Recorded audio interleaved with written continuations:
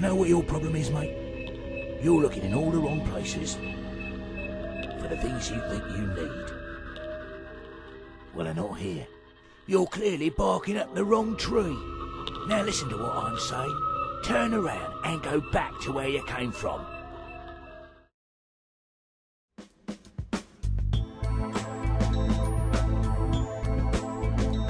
A statement which we need to... Oh, no. Oh, no! I don't know what I was thinking of. It's out of the question, all right? Look, I want to tell you something. I am a teacher. And I teach the class. And that's my name on the door, and I have a book with my name on it. And my son is going to see that book someday, and I have a responsibility to my son, to myself, to my profession. I haven't been home for 2 days. Do you know that? Thinking this out. You haven't? No, if it's of interest to you, I've been in a hotel room. Thinking, do you see? You haven't been home. And I owe you a debt. I see that now. You're wrong. You're dangerous. And it's my job to say no to you. That's my job. You want to ban my book? Go to hell. They can do whatever they like to me.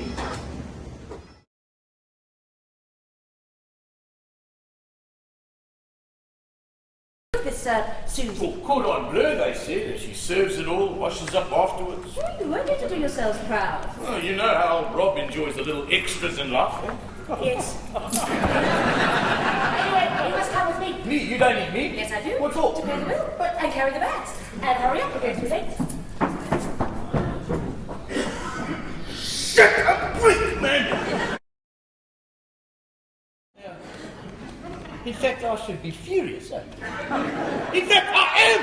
Why? Because she only has an insignificant little note to go on, but I have proof Of your own affair. No, you stupid! Of her affair! Her affair. Yeah! I know all about it. You do? Oh, yeah. Been going on right under my nose. I tell you, I am hoping mad! Oh, you might well say, oh my God! You might well say, oh my God! I never realised how much this could affect me, man. It's made me so mad! I could do unmentionable things! No, I know! Rob! Can you imagine what it's like, man? Your own wife who you've trusted all these years! I never realised I was capable of murder, but I am now! Oh God! Look, this is going to grip me.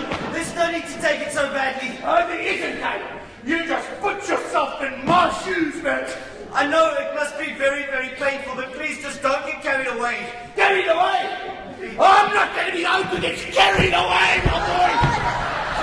I tell you, when I find out who he is, I'm going to have his private part pickled and pinned up in a picture frame in the piggery. Ah!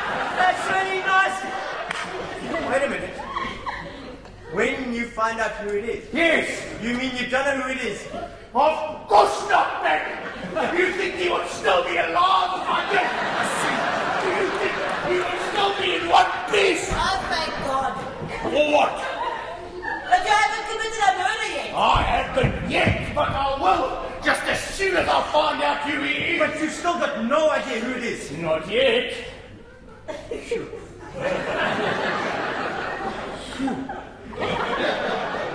You know my wife has been sleeping around behind my back, and all you can say is, shoot.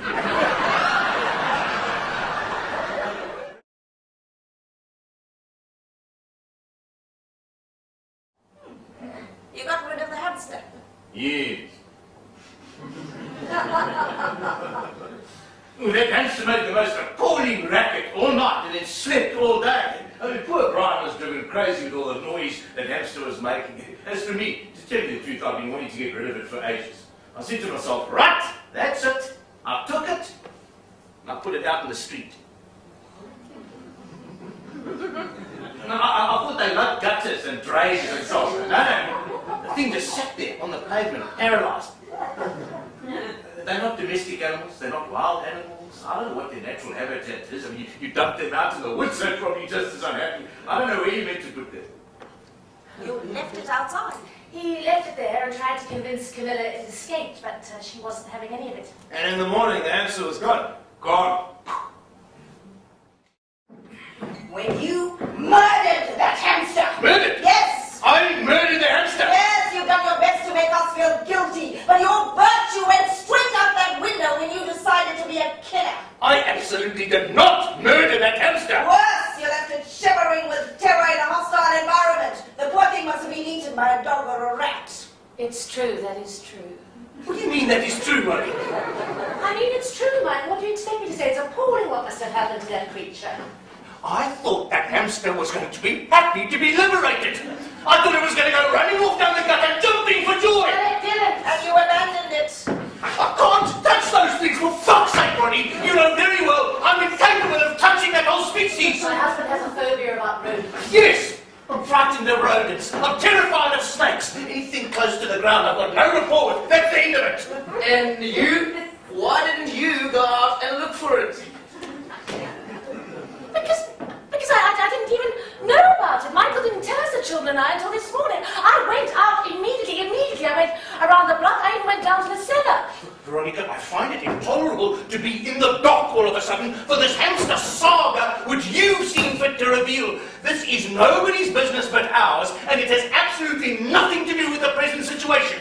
And I find it incomprehensible to be called a killer in my own home. What's your own home got to do? My home! The doors of which I have opened, the doors of which I have opened wide in a spirit of reconciliation to people who ought to be grateful to me for it. It's wonderful how you keep patting yourself on the back. Don't you feel any guilt? I feel no guilt whatsoever. I've always found that creature repulsive. I'm ecstatic it's gone. Michael, that is ridiculous. What do you mean ridiculous? Have you lost your mind as well? Their kid bashes up Brian, and I get shat on because of a hamster. You behaved appallingly with that creature. You can't deny it. Fuck the hamster!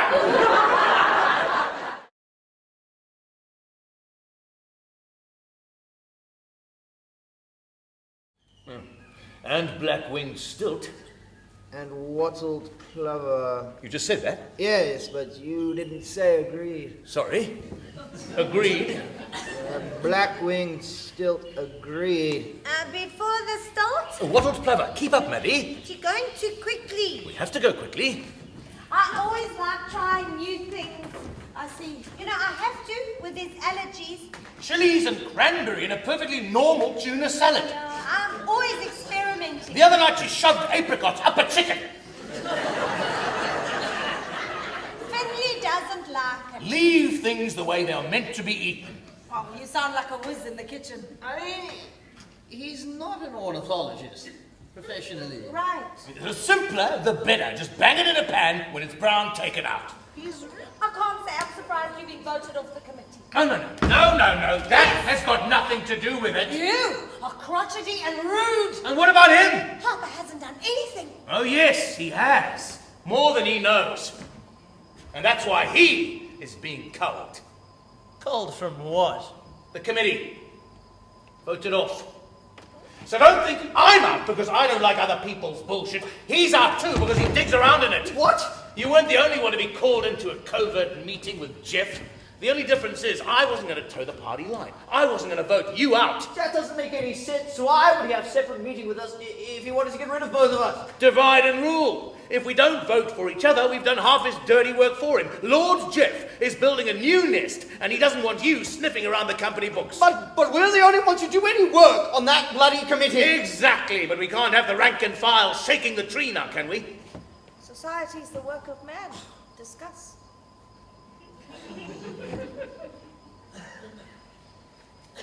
Fuck him. You see, but whenever I say that, I'm being offensive.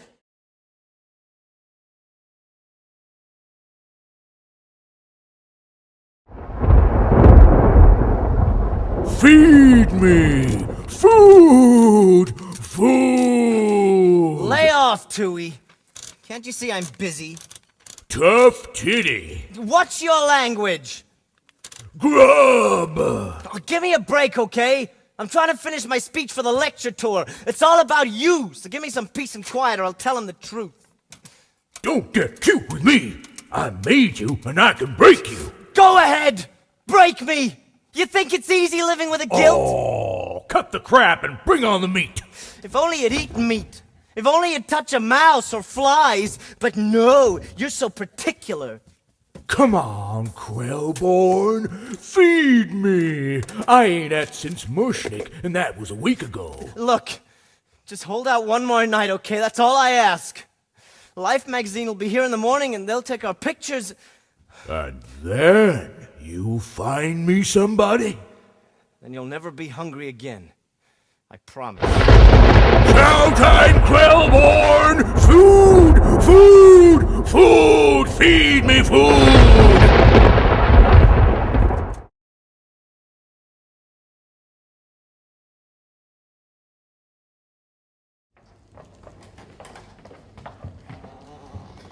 Mrs. Wilberforce. Yes? My name is Marcus. I believe you have rooms to let. What? Who told? A very shaken newsagent. May I come in? Oh, yes. Do come in. Oh, goodness. How marvelous to have such a splendid house all to yourself. Oh, I'm not quite alone. Really? Would you like some tea, Mr. Marcus? Professor. Oh, I do apologize. I should have known. Professor Marcus. I wouldn't want to put you to any trouble, Mrs. Wilberforce. It's certainly no trouble. Do take sugar. Just a suspicion, thank you. When you say not quite alone. Oh, I suppose I'm being silly, really. I only meant General Gordon. General Gordon? Yes, but do please ignore him. I will. If I can find him. Ah, is this him? In here? Yes, I have to keep him in there. He suffers from a terribly rare condition. It means he cannot be exposed to direct sunlight, and he's not very good with people. What's he likely to do if he's uncovered? Oh, you know, jump out at you and shriek.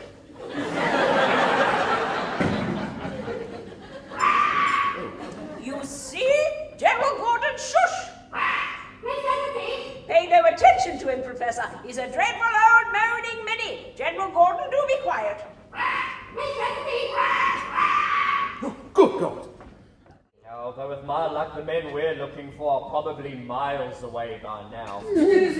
Hello! Good heavens, Professor, whatever are you doing in there? Oh, what are we doing in here? Yes. Oh, what are we doing? Yes. Sorry, I misheard you. Well, we are discussing something. What are you discussing? Oh, what are we discussing? The Pussycat's Passage? The Pizzicato Passage, yes. One run, Mr. Lawson feels it's too slow, and my companions and I are trying to convince him otherwise. The passage is not too slow, Mr. Lawson. But why are you discussing it in there? Why? Mrs. Wilberforce, we are artists. Oh, yes, of course, I do apologize. If you don't mind. And I am Professor Marcus, the conductor and also the composer of the piece of music you are about to hear. Now, ladies, I must warn you, I am something of a controversial figure in modern music. Some have even gone so far as to call me insane! True, the composition you are about to hear is a difficult piece. At times, it sounds as though the musicians don't even know how to play their instruments. Everything sounds random and out of tune, was the opinion of a critic from one of the lesser broadsheets. A hateful cacophony was another. Oh, yeah. The barbarians of Fleet Street have had their fun with me, all right. But this afternoon, ladies, this afternoon, you shall be my judge. Now, I beg of you, ladies, listen with the most refined part of your ear and ask yourself the question. Am I truly insane? Or am I a genius? Ladies, I present to you a little number I like to call Tea Time is 5. All right. A two-way split, but we stop after that. The atmosphere's getting terribly morbid around here. I agree. All right, we go down to the car. When he gets in, you stab him in the neck. I think I will decide where to stab him. Thank you very much. It's just a suggestion, Louis. Not everything I say is a criticism. I'm sure wherever you decide to stab him will be perfectly fine. One round. Shall we away to the car? Yeah, we will away. We would just say a three-way split. So that's something, isn't it? Yeah.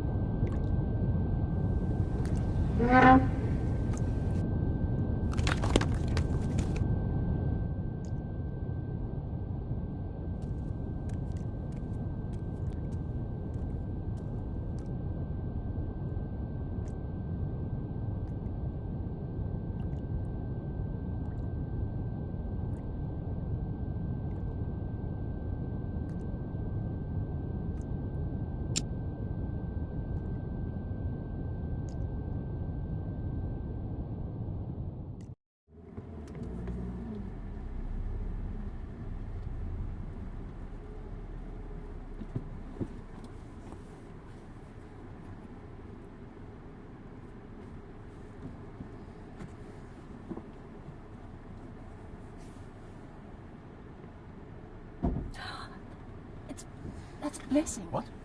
Blessing. He's a what? This is security guard. Who? Him, it's Blessing. Just open the window. What are you talking about, man? We have to help him. No, we don't.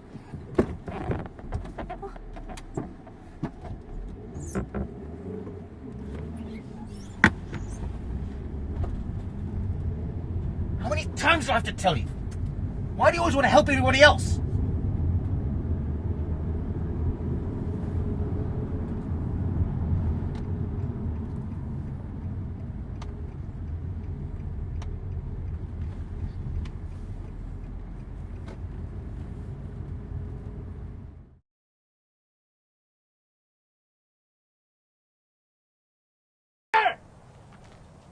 Squad, down. One. Two. Again two. Hold. Wat sê jy, Engelsman? Not used to dry land, eh? Shame. Our Soti can't manage with all this hot weather. England is just so full of water, hey, Soatbill? Smith! Sergeant! Let's help this troopie, Smith. Make him feel at home. Shame, you must be so thirsty, eh? Swim! Swim, Soatbill! Show us how you Englishmen love the water. I said swim! Come on, move your arms, man. Move your arms. That's better.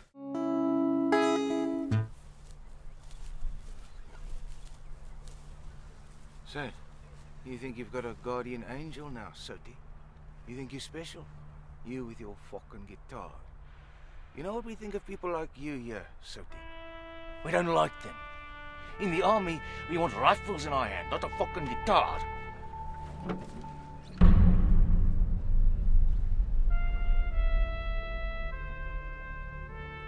Fucking muffy!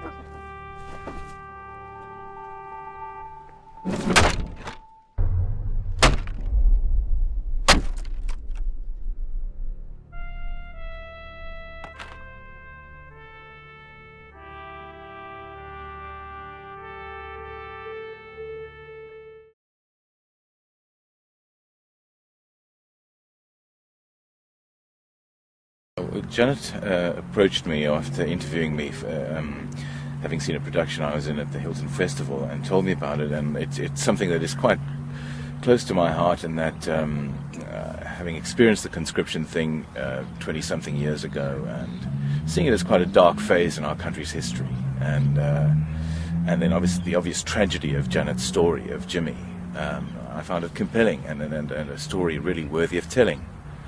I think it's an important thing to explore and a story to tell.